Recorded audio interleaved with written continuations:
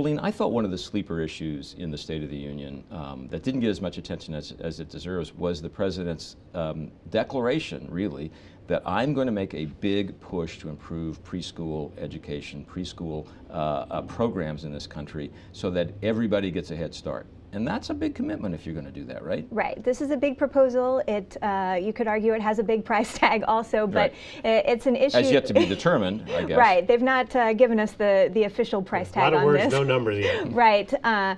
But his commitment is that every 4-year-old in the country should have access to high-quality preschool, and he's singling out states like Oklahoma and Georgia that have already done some of this, that have done universal pre-K, and just happen to have Republican governors to say this shouldn't be a partisan issue. This is something that everyone should be in favor of.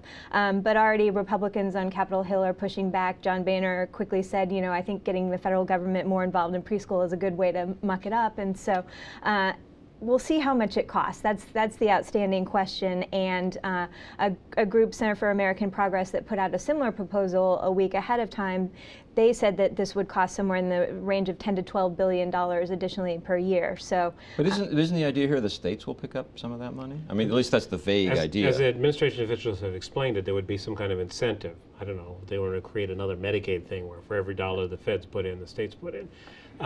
You know, the Republicans are making noises about this because, let's face it, if Barack Obama proposes it, their first reaction is it must be a bad idea. But in fact, some of the things that the president talks about, like the minimum wage, are really the subject of pretty heated debate among experts. Does it help lower wage workers, or does it destroy jobs?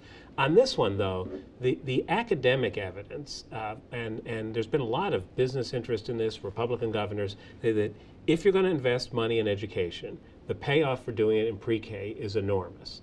And there have been people working on this for years. The Minneapolis Federal Reserve Bank has made this a project and stuff.